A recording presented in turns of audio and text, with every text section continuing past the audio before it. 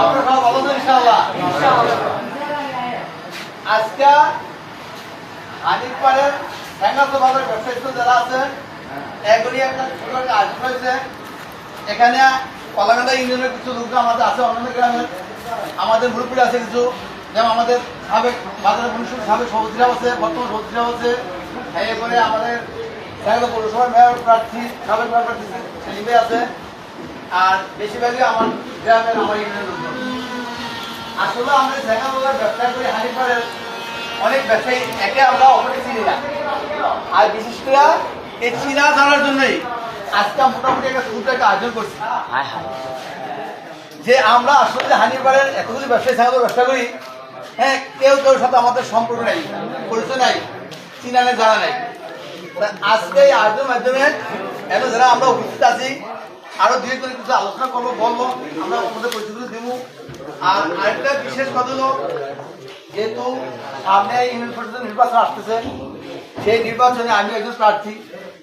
আমি আপনাদের সকলের কাছে দোয়া চাই, সমর্থন চাই, এই আশাবাদ আমি ব্যক্ত করছি। ব্যক্ত করে আমি বিধানসভা কিছু পরে আমাদের প্রয়োজন হয় আমি কিছু কথা বলবো। এখন আমাদের হানিফপাড়ের ঠ্যাঙ্গাতোর ব্যবসায়ীরা কে কিছু বলবেন, স্বেচ্ছায় একটু বলেন, কে কে বলবেন? জাহাঙ্গীরে বলো, জাহাঙ্গীরে বলো।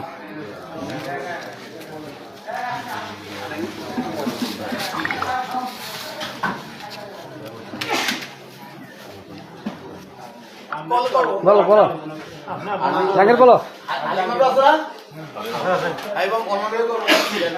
আসসালামু আলাইকুম ওয়া রাহমাতুল্লাহ। সবাই কেমন আছেন?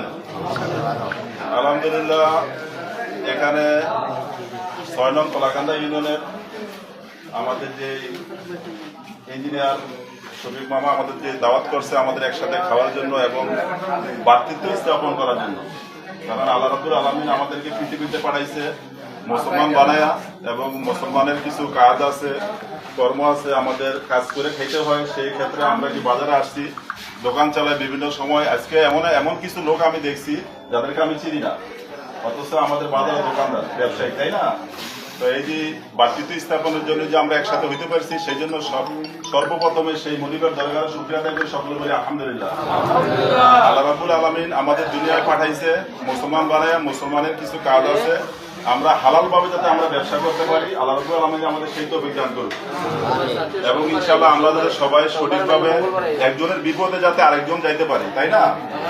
কারণ পৃথিবীতে আমাদের আল্লাহ রাব্বুল পাঠাইছে এবং এখানে আমাদের কাজ নয়, তাই না? এখানে আমরা যদি হালাল ব্যবসা করতে পারি, তো রাসূল সাল্লাল্লাহু আলাইহি ওয়াসাল্লাম বলছে যে হালাল ব্যবসা যদি দুনিয়াতে থাকে, সে শহীদদের এবং রাসূলদের সাথে সে কি করবে? জান্নাতে বসবাস করবে। হালাল ব্যবসায় কিন্তু অনেক দাম, ঠিক না?